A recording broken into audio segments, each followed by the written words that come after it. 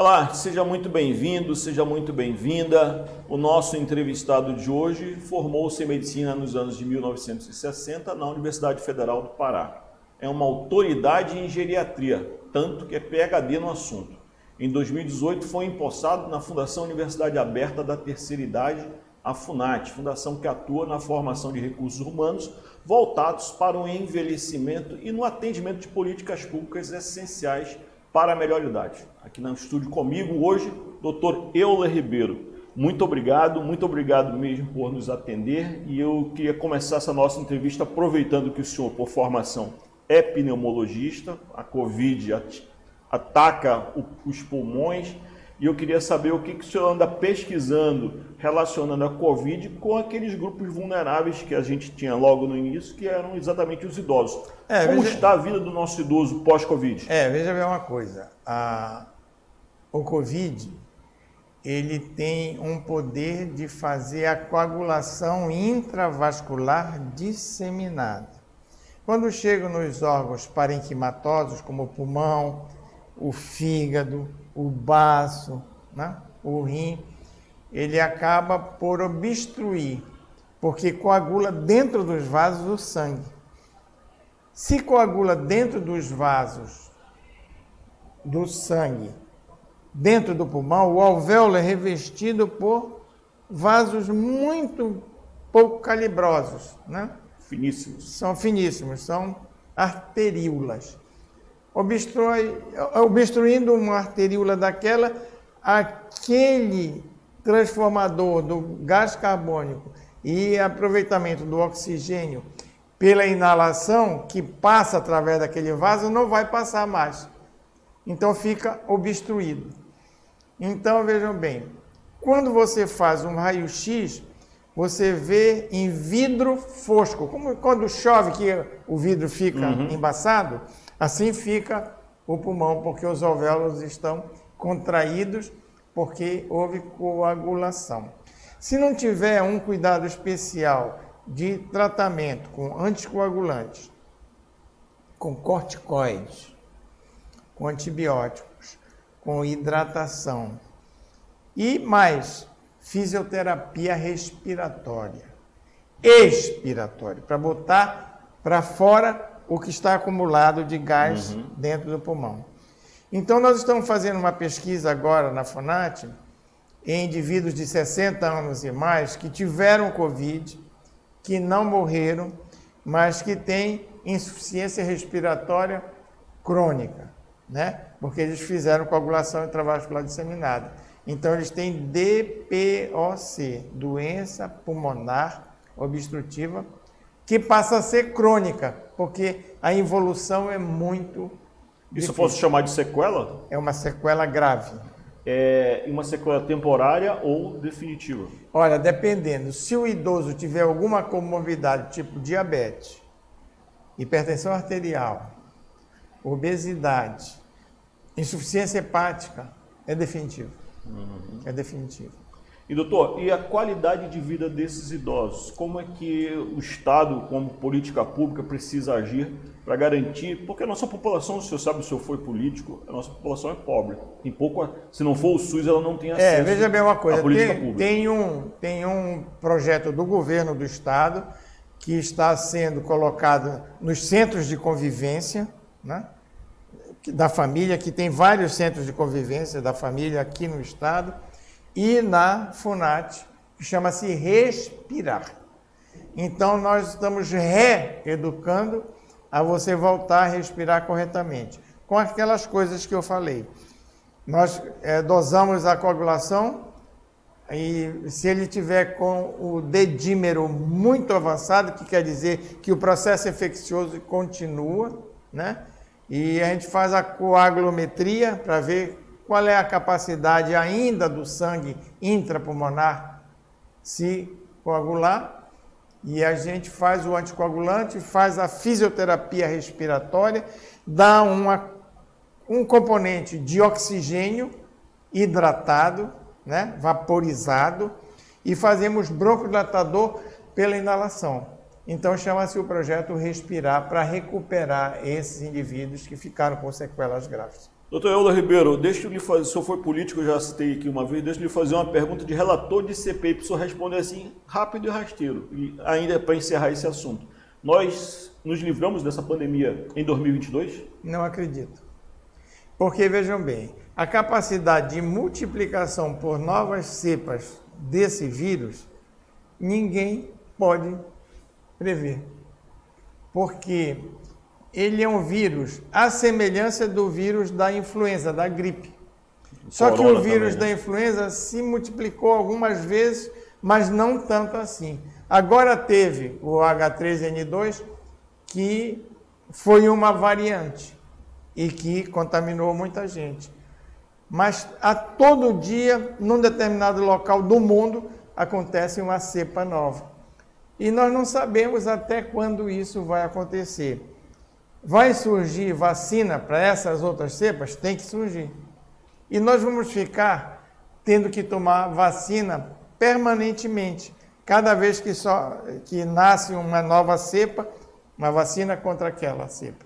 Porque senão, doutor, ninguém vai aguentar.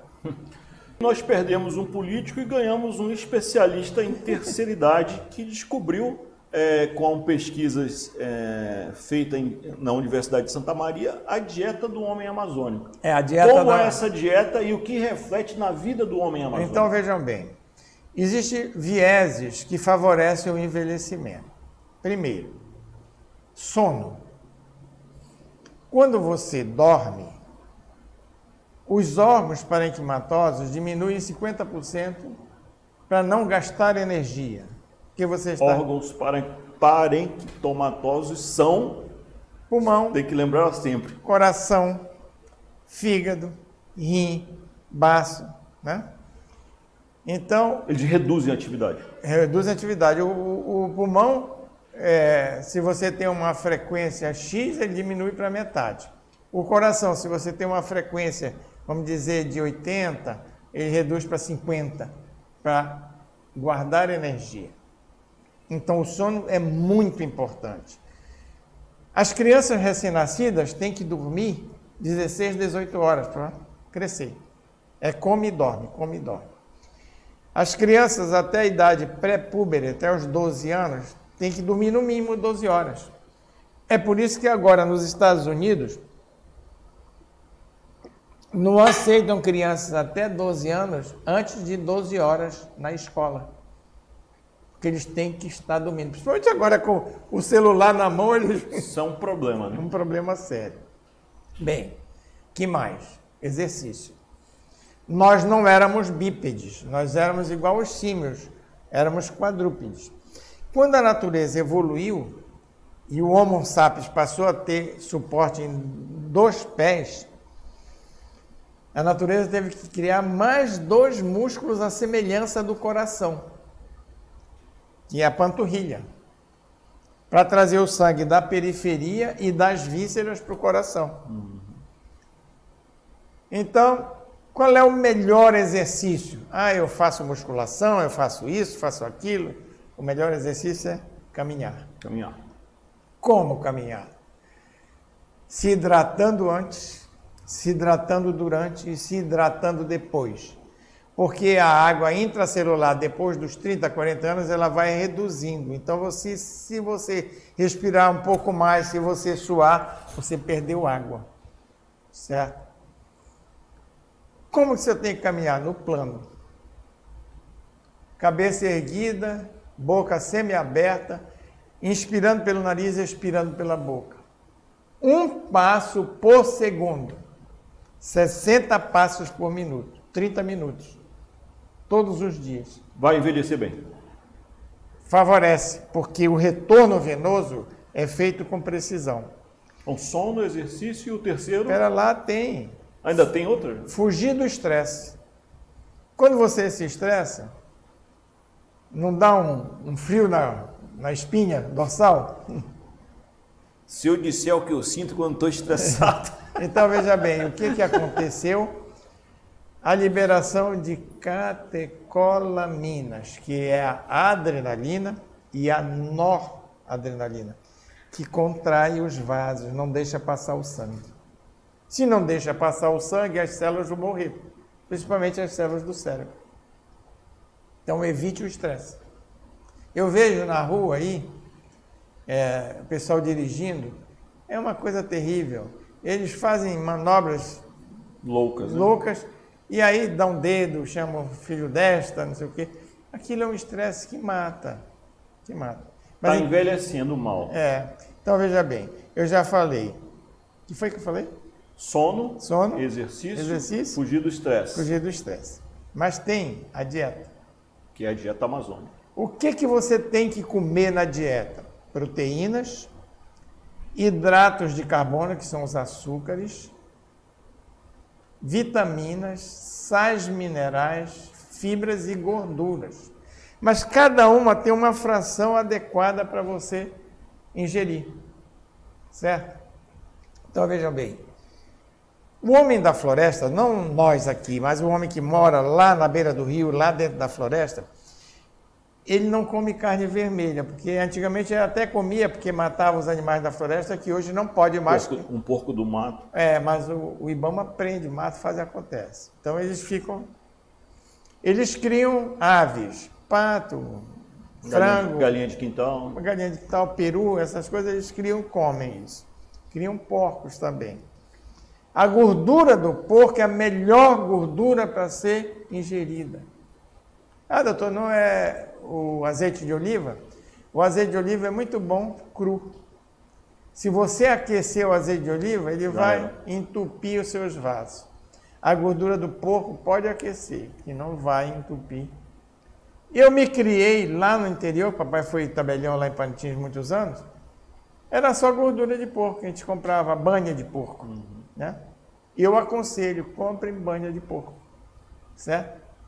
Então vejam bem, eles não comem carne vermelha, eles comem mais peixe e aves. O peixe, a proteína é de baixo peso molecular. Tudo que se come daquela proteína é absorvida. A da carne vermelha, a proteína é de alto peso molecular. Entra e sai praticamente. É difícil. E é rica em gordura saturada. E, eu não gosto de comer, eu só como minha carne bem passada. Mal. Porque quanto mais aquece, mais a gordura satura. Né? Então, se você gosta de carne vermelha, come um bife, ele meio sangrando dentro, vermelhinho dentro, porque a gordura que está ali dentro não saturou. Mas o homem da floresta, eu já disse que come peixe, e o peixe que é mais consumido é aquele mais fácil de ser capturado e que é abundante, que é o jaraqui. É o nosso McDonald's, né? Pois é. Então o jaraqui... Com a vantagem de ser saudável. O jaraqui, de baixo peso molecular, tudo que você come a proteína vai. O jaraqui tem vitaminas e sais minerais na carne e mais. Tem mais ômega 3 que salmão. Ômega 3 é um antioxidante, evita a morte das células. Tem mais ômega 3 que o salmão, que todo mundo paga uma fortuna por 1 quilo de salmão. Aí eu lhe pergunto, devemos comer o jaraqui frito, assado, cozido? Qual é Olha, ele é saboroso frito, mas eu não fritaria o jaraqui nem aconselharia. Cozido, assado no fogareiro, como o caboclo faz, né? Ou guisado. Vai bem. Sem fritar. Mas é mais saboroso frito? Então come. Tu vais te entupir de gordura que saturou por causa do óleo que tu usaste para fritar. Mas se fritar na gordura do porco, aí dá uma melhorada? Dá uma melhorada, né? Dá uma melhorada, mas o sabor não é compatível da gordura do porco com o peixe. Doutor Euler, o senhor também se reinventou quando criou, associou-se à OEA, e agora é uma fundação independente do governo do estado, quando criou a fundação da terceira idade, né? Que é a eu criei a UNAT. A UNAT. Mas agora o senhor está trazendo uma novidade para nós aqui, que é o laboratório genômico. Porque, como o senhor bem disse no início, em 2050 o Brasil será, pela primeira vez, um país de idosos. Então veja bem uma coisa. O laboratório de biogenômica, ele estuda todos os processos de envelhecimento celular.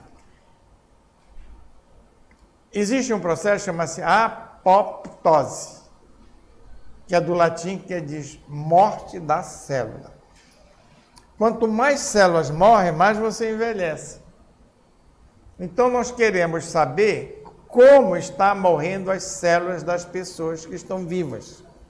Se eu posso interferir de alguma forma, ou com dieta, ou com exercício, ou com psicoterapia, de alguma forma para reconstruir, para diminuir a apoptose, a morte celular. O laboratório de biogenômica estuda exatamente como morre e por que está morrendo as células sujas, a minha célula, certo? E vai facilitar a intervenção do médico. Então, veja bem, hoje eu uso em todas as pesquisas que nós já fizemos, hoje, não querer me promover nem nada, mas hoje nós somos conhecidos por pesquisa no Brasil e fora do Brasil. Eu já falei na Sorbonne, em Paris, eu já falei na Universidade Metropolitana de Tóquio, eu já falei na Universidade de Nova York, eu já falei em Helsinki, na Finlândia, na Espanha, em Portugal, sobre o quê? Envelhecimento do homem na floresta amazônica e dieta amazônica. Então, como a gente continua publicando uma porção de coisa e tantos livros que nós fizemos um livro sobre a dieta amazônica. Isso ganhou espaço mundial. Esse ano eu já peguei 3 convites. Um seria agora em fevereiro, outro seria em março e o que eu vou mesmo vai ser dia 22. Eu estou evitando ir por causa da pandemia, dessa coisa toda. Vai ser do dia 22 ao dia 24 de junho na Sorbonne. Então, eles querem que a gente fale sobre a apoptose, a morte celular do homem da floresta. Deixa eu lhe perguntar uma coisa sobre o homem da floresta, uma vez que, embora eu não seja da floresta, a dieta amazônica muito me apetece, dá para ver pelo shape, que é o caso da farinha. Então, veja bem. Todo mundo fala que a farinha faz mal, ela faz mal mesmo. Só faz mal tudo que você faz em exagero. Se você come mais do que 2 xícaras de farinha de mandioca por dia, você está acumulando, não é gordura, problema. É açúcar.